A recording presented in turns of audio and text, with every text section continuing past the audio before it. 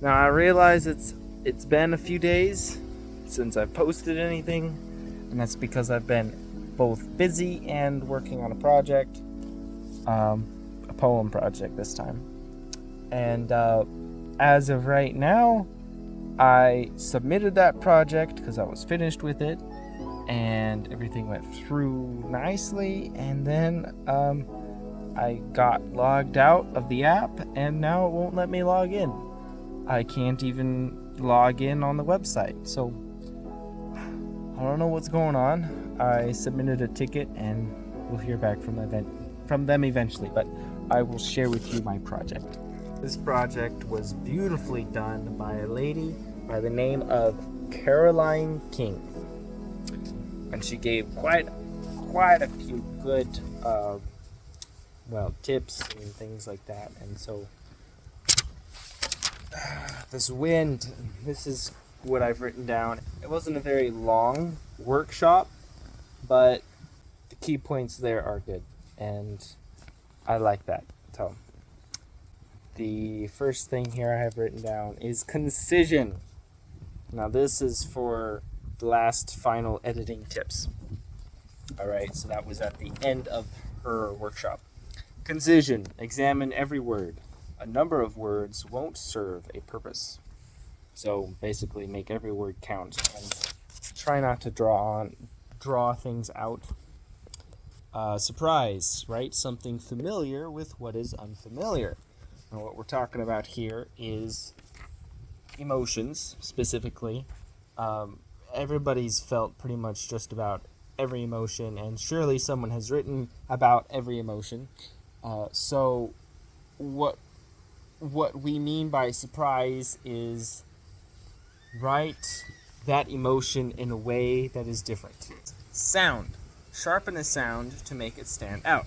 So for example, in what I just said, I said sharpen a sound to make it stand out, right? Sound and out are similar but slightly different, and by changing the sound slightly, the rhyme, it makes it stand out a little bit. The beginning of the project, she kind of explained a little bit to what poetry is, and the way that she explained it was very good. She used a quote from someone else, and it goes along like this. Poetry is a special way of writing or speaking that invites a special way of listening and reading. Kind of self-explanatory. And then she had me go and figure out an idea or theme. To think of a theme. And that's basically kind of how every poem starts. It starts with some theme or idea that you want to start off with. Genuine poetry can communicate before it is understood. A clash of positive and negative emotions adds to the dynamic of poetry, making a good poem. Basically, this reminds me of humanity and the fall of Adam, right? Adam fell, he was foolish and sinned and doomed all of humanity to die in our sins. But then God gave us hope.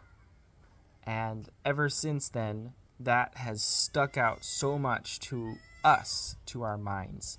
And so when you write that into poetry, that can really bring a good punch to your poem.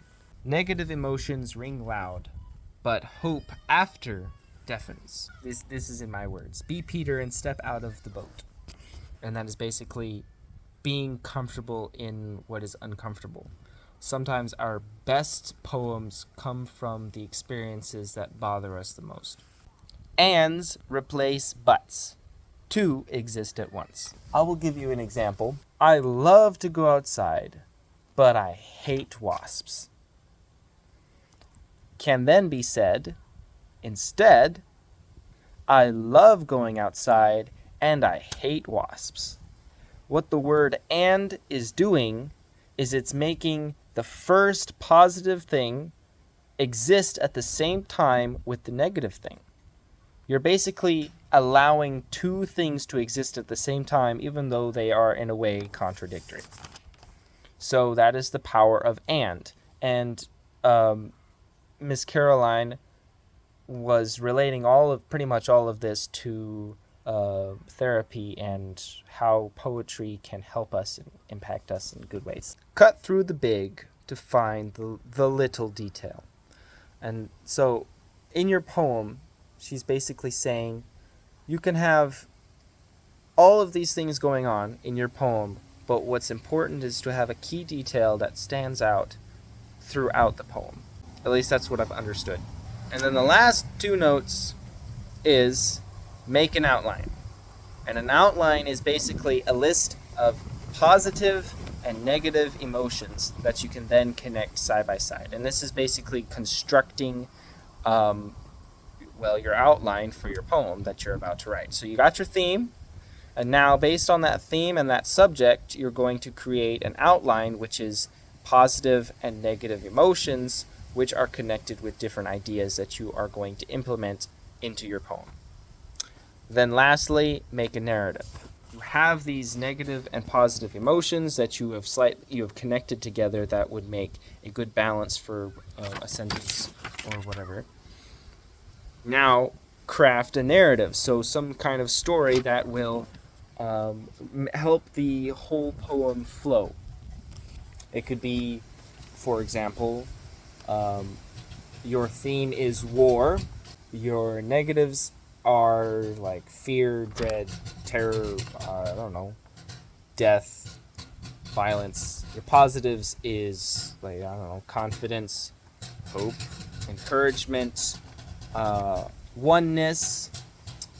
I'm just giving examples. And then your narrative could be the poem being written in the perspective of this soldier who is fighting along with his comrades and maybe losing some of his comrades, maybe ending up in the infirmary. It could be a medieval thing, so maybe it's more of a fantasy style, so maybe you have dragons. I don't know. It's your story. So that's basically what I did. Now, before I go into reading my poem, which is the project, I will share a last quote that she had shared that I thought was really good. Poetry makes sense of what doesn't make sense. And that's basically the essence of what poetry is and the use of it.